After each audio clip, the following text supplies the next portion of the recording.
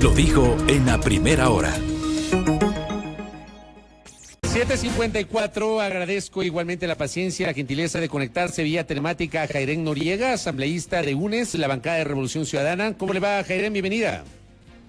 Muy buenos días, Fabricio, muchas gracias por la invitación. A usted por la gentileza de atendernos. ¿Cómo leemos, cómo debemos interpretar las ciudadanas y ciudadanos la extensa resolución aprobada ayer por el Pleno de la Asamblea Nacional con el voto casi unánime de los legisladores presentes en la Cámara? Hubo 120 votos afirmativos de 121 legisladores, un voto en blanco, si mal no recuerdo, del asambleísta Bruno Segovia.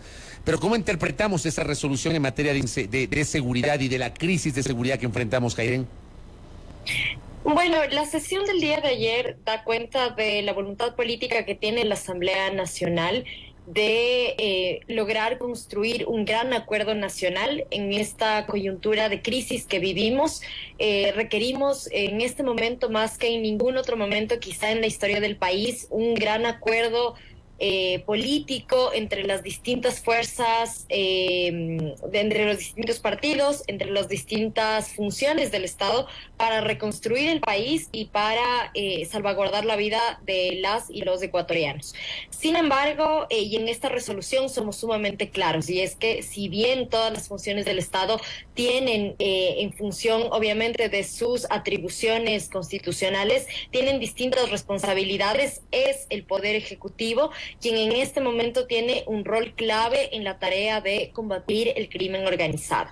Y en ese sentido, esta resolución es enfática en varios puntos. El primero, que tiene que ver con una condena fuerte a las reducciones presupuestarias en carteras de Estado tan importantes para el tema de la seguridad, al menos en dos andariveles. El primero, que tiene que ver con efectivamente actuar en contra del crimen organizado. En ese sentido, por ejemplo, se reducen 23 millones al Consejo de la Judicatura, se reducen 6 millones a la Policía Nacional, se reduce presupuesto al ECU 911, se reduce presupuesto a la Unidad de Análisis Financiero y Económico, se reduce presupuesto a la Autoridad Portuaria de Esmeraldas, al Centro de Inteligencia Estratégica, por citarte algunos ejemplos, Fabricio. Y en el ámbito de la prevención, que no podemos olvidar que también la violencia que vivimos en este momento tiene, digamos, su origen en grandes desigualdades que vivimos hace muchísimo tiempo. También se reduce presupuesto a, por ejemplo, universidades, se reduce presupuesto a la Secretaría de Derechos Humanos, se reduce presupuesto al Programa para la Erradicación de la Desnutrición Infantil, que son, digamos, instituciones, que son programas que nos permiten combatir la violencia estructural que tiene efectivamente consecuencias en la violencia que estamos viendo en este momento. Entonces, esta resolución incluye 17 artículos, donde, como te decía, se condena, los más importantes no condenan esta falta de recursos para efectivamente combatir el problema de inseguridad, y también uno de los artículos que yo más resalto es el artículo número 12, que le requiere en un plazo máximo de 30 días al gobierno nacional se entregue una estrategia de seguridad que incluye además el detalle de los recursos que se van a utilizar para este fin. Pero esta resolución a un segmento de la opinión pública no le dejó satisfecha. ¿Consideran que es una resolución meramente declarativa? Usted habrá visto algunas reacciones en redes sociales, fundamentalmente, que termina siendo una resolución meramente declarativa que puede ser entendida como una suerte de saludo a la bandera. En la práctica, Jairén Noriega, ¿de qué sirve esta resolución extensa de 17 puntos? Mire, Fabricio, desde la Asamblea Nacional hemos hecho el trabajo que nos corresponde. Si algo se ha evidenciado en estos días es que el problema de inseguridad que vivimos en el país en este momento no es por falta de leyes, no es por trabajo legislativo. De hecho, la Comisión de Seguridad ha hecho un trabajo amplísimo, incluso, digamos, en problemas como la crisis penitenciaria. Existe un informe que se elaboró a partir de la masacre del 28 de septiembre, que incluye al menos 127 recomendaciones de política pública que el Ejecutivo tiene que implementar. Pero ahí yo sí quiero ser sumamente clara, Fabricio, y es que este problema no se va a solucionar sin la voluntad política del Ejecutivo. El problema que vivimos no es un problema de falta de leyes, no es un problema de trabajo legislativo, de hecho, ni siquiera es un problema de fiscalización. Como ustedes habrán visto el día de ayer, el señor Diego Ordóñez dijo que por orden del presidente de la República, los ministros no deberían acudir a la Asamblea Nacional porque se genera una especie de hostigamiento. Llaman hostigamiento al trabajo de fiscalización que responsablemente hacemos en el ámbito de nuestras competencias para saber qué es lo que está implementando el Ejecutivo dentro de las provincias. Se ha convocado a los gobernadores, se ha convocado al director del EQ 911, al director de la policía y demás autoridades que son competentes en el ámbito de seguridad y ninguna ha asistido. Entonces, no podemos hablar de una colaboración, que es lo que necesitamos en este momento de todas las funciones del Estado, si el Ejecutivo tiene hace tiempo una guerra declarada en contra del Legislativo en lugar de generar puentes, que en este momento es lo que necesitamos para salir de la crisis. Pero justamente, ¿qué debería hacer la Asamblea frente a esto? Yo coincido en una cosa, yo lo comenté en la primera parte de este espacio, déjeme comentarle, que puede no gustar las ejecutorias de la Asamblea, pero la Constitución es mandatoria, es la norma suprema y establece la capacidad fiscalizadora de la función legislativa respecto del Ejecutivo y la obligación de los ministros y ministras de Estado a brindar información y comparecer a la función legislativa. Frente a este anuncio del secretario de Seguridad Pública del Estado que dice que el presidente le ha prohibido a su equipo de seguridad, a sus ministros y funcionarios del área de seguridad que acudan a la Asamblea Nacional, ¿qué debería hacer la Asamblea en ese sentido? Bueno, desde la Asamblea condenamos enérgicamente estas declaraciones y de hecho, Fabricio, no es de ahora que las autoridades de una forma bastante poco seria no asisten a la Asamblea Nacional a rendir cuentas. De hecho, en el caso de la Comisión por la Verdad, la Justicia y la Reparación por María Belén Bernal, también muchas autoridades se excusaron. Dentro de la comisión de la que soy parte del régimen económico, cuando hicimos la evaluación de la ejecución presupuestaria, también muchas autoridades se excusaron y eso da cuenta de una voluntad deliberada del Ejecutivo de no colaborar con el resto de funciones del Estado, específicamente con la Asamblea Nacional. Y creo que ya va siendo hora. El país, como sociedad, hemos tocado fondo. La violencia que estamos viviendo es sumamente dolorosa, siendo los sectores empobrecidos, los sectores vulnerables quienes están pagando de forma más cruenta las consecuencias de esta crisis de inseguridad. Y creo que ya va siendo hora de que el Ejecutivo se siente a hacer su trabajo. Y hacer su trabajo es también coordinar con la Asamblea Nacional. Si es que necesitan una nueva ley, si es que necesitan reforma del Código Integral Penal, si es que se necesita, digamos, trabajo en el ámbito legislativo, la Asamblea Nacional está a las órdenes desde el inicio del periodo legislativo hasta este momento, Fabricio. Pero si el Ejecutivo ni siquiera es capaz de mostrar un plan de seguridad, si no es capaz de iluminar respecto de cuáles son los caminos y cómo somos útiles las distintas funciones del Estado, poco vamos a hacer si es que no existe precisamente esa voluntad política y ese trabajo que solo le corresponde al Ejecutivo, porque la elaboración de política pública, la ejecución de presupuesto en materia de seguridad, Fabricio, recortan $6 millones de la Policía Nacional en un momento donde el presupuesto debería incrementarse. Y como logro, el ministro de Finanzas dice que un día se encontró con un policía en McDonald's y que entonces le invitó a comer una hamburguesa, ¿no? Cuando la policía lo que necesita son chalecos antibalas, lo que la policía necesita es capacitación en un momento donde estamos viendo que el crimen organizado ataca con muchísima fuerza y, digamos, uno de los blancos ha sido precisamente la Policía Nacional. Estamos hablando de que también, por ejemplo, los centros de privación de libertad están dañados los escáneres para detectar si ingresa armamento, por ejemplo, ¿no? Entonces ahí también tenemos un problema de que existe presupuesto y no se está ejecutando y por ende dentro de los centros de privación de libertad no se puede tener el control adecuado. Y eso, te digo, Fabricio, lastimosamente nosotros desde la Asamblea Nacional no podemos más que, por ejemplo, observar la proforma presupuestaria 2023, pero pedirle que aumente presupuesto o nosotros directamente aumentar presupuesto no podemos porque no es parte de nuestras competencias. Pero, por ejemplo, ayer el Ejecutivo emitió un comunicado en el que desmiente que se haya reducido el presupuesto para seguridad y asegura que más bien en la proforma 2023 hay un incremento de 10 millones de dólares para la Policía Nacional. Esta es la respuesta del Ejecutivo, Jairen. ¿Cómo le ve usted?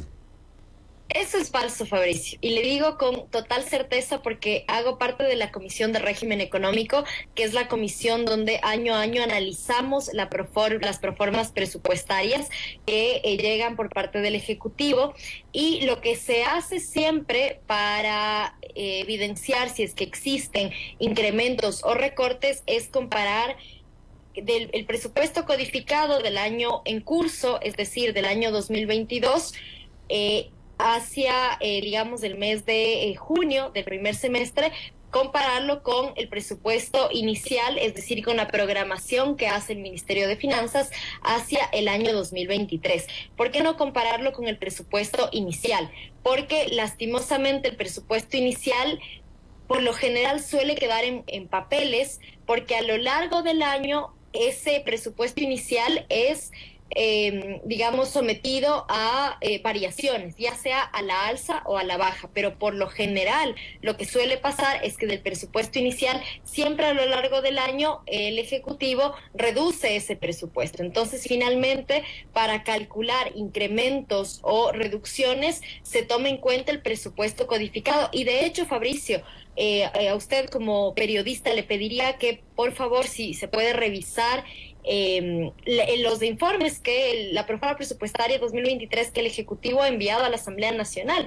Ellos, porque así se hace en todas las proformas, calculan a partir del presupuesto codificado el incremento o disminución hacia el año 2023, y lo que se evidencia es que hay un recorte de 6 millones de dólares a la Policía Nacional. Eso en la proforma que envió el propio Ejecutivo, no es un análisis por fuera de esa proforma que está incluso el menos 6 millones dentro del rubro de la Policía Nacional. Y no solo eso, está el EQ 911, está el Consejo de la Judicatura, está el Centro de Inteligencia Estratégico, está la Autoridad Portuaria de Esmeraldas, en fin, una serie de instituciones que sufren recortes presupuestarios a pesar de la crisis de seguridad que estamos viviendo en este país. Asambleísta Jairen Noriega, es inevitable hacerle esta pregunta porque algunos sectores de la opinión pública aspiraban a que ayer la Asamblea debata la posibilidad de activar otra vez el artículo 130, numeral 2 de la Constitución. Yo le pregunto a usted si la bancada de UNES, la bancada de Revolución Ciudadana, busca activar otra vez el mecanismo de destitución del presidente de la República. Mire, Fabricio, en este momento la prioridad de nuestra bancada es encontrar soluciones conjuntas a la crisis que vivimos en este momento. Eso no quita que el presidente, al parecer, no esté capacitado para seguir en el cargo. El presidente de la República ha demostrado que no tiene un plan de seguridad para combatir el crimen organizado. Las distintas atentados que hemos visto en los últimos días son sumamente dolorosos. Sin embargo, en este momento de altísima conflictividad social y de una crisis que va cobrando vidas a diario, sería muy difícil entrar en un proceso además de inestabilidad política. Así que nuestra prioridad como bancada UNES ha sido y seguirá siendo trabajar desde el legislativo, tanto en el ámbito de legislación como de fiscalización, y aportar con todo lo que sea necesario para salir de la crisis de inseguridad que vivimos en este momento. Le reitero entonces, para entenderle, ¿UNES no buscará activar el 130, numeral 2 de la Constitución? En este momento, Fabricio, le digo, esa no es nuestra prioridad. Más allá de que algunas voces de su propia bancada estaban planteando esto, ¿eso no está en el radar entonces? En este momento le digo no, Fabricio. Eso no quita que desde nuestra perspectiva el presidente Guillermo Lasso no esté capacitado, no esté haciendo bien su trabajo. Sin embargo, incluso tomando en cuenta que si es que existiría la activación de la muerte cruzada y demás, entramos en un proceso de transición, entramos en un proceso de convocar a nuevas elecciones y demás, lo que hace mucho más complicado combatir el crimen organizado en este momento. Y de hecho sería, a mi criterio, una tierra mucho más fértil para que los problemas de inseguridad que vivimos se recrudezcan, porque efectivamente estaríamos en un tema también de inestabilidad política. Entonces, en este momento, la prioridad número uno es buscar alternativas y buscar salidas para combatir la delincuencia organizada y cuidar y salvaguardar la vida de todos los ecuatorianos y ecuatorianas. Asambleísta Keren Noriega, a propósito de que usted es integrante de la Comisión de Régimen Económico, esta noche a las 19 horas se va a reunir el CAL. El CAL debía reunirse ayer para calificar la proforma y remitirla a una comisión. ¿Va a ser a régimen económico o es posible que vaya a desarrollo económico? Le planteo esto por la composición política del régimen económico y porque no todos los temas que deberían ir al régimen económico finalmente son remitidos por el CAL a esa comisión, sino a desarrollo económico. Sí, Fabricio, la ley es sumamente clara y los temas impositivos, los temas de proforma presupuestaria tienen que ir a la Comisión de Régimen Económico. Eso el año pasado sucedió así y yo espero que el Consejo de Administración Legislativa haga lo propio y remita esta proforma a la Comisión de Régimen Económico, donde no quiero adelantar criterios, pero esto lo digo a título personal como legisladora, junto con mi equipo hemos revisado ya la proforma presupuestaria, contiene, como le decía, recortes gravísimos en el tema de seguridad, pero también en el ámbito de prevención. Hablamos de recortes a universidades, a la Secretaría de Derechos Humanos, que usted recordará, además, hace unas semanas el presidente de la República anunció que se crearía el Ministerio de la Mujer. Bueno, eso es inexistente en la proforma presupuestaria 2023, no existe tal Ministerio de la Mujer y además se reducen al menos 6 millones a la ya existente Secretaría de Derechos Humanos. Se recorta también presupuesto al programa de erradicación de la desnutrición infantil y a otros sectores que son clave para trabajar en términos de prevención de la violencia y combate también a las desigualdades que abonan a los escenarios de violencia que vivimos a día de hoy. Y lo ultimísimo, obviamente en el marco de la Comisión de Régimen Económico y sus competencias, y a propósito de la proforma presupuestaria para el próximo año, ¿ustedes han hecho algún tipo de seguimiento para saber el destino de los recursos que ha recaudado el fisco con base en la reforma tributaria que entró en vigencia a fines de noviembre del año anterior por el Ministerio de la Ley, asambleísta Noriega?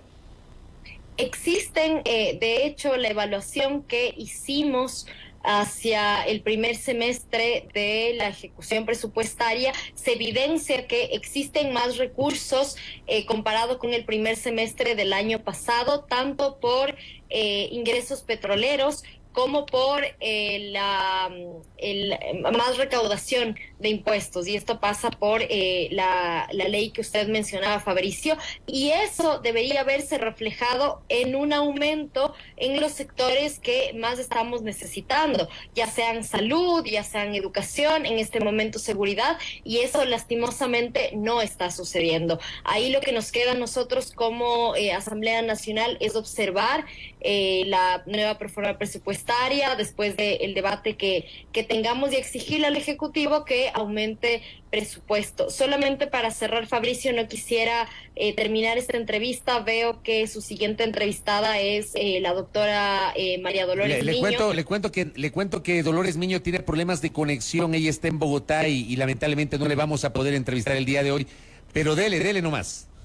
Muchas gracias. Sí, no quería cerrar la entrevista sin antes solidarizarme con los defensores y defensoras de derechos humanos. Hemos visto que en los últimos días han recibido ataques orquestados y direccionados tanto desde el gobierno nacional, lo cual es una vergüenza, pero también por parte de legisladores como el señor Fernando Villavicencio.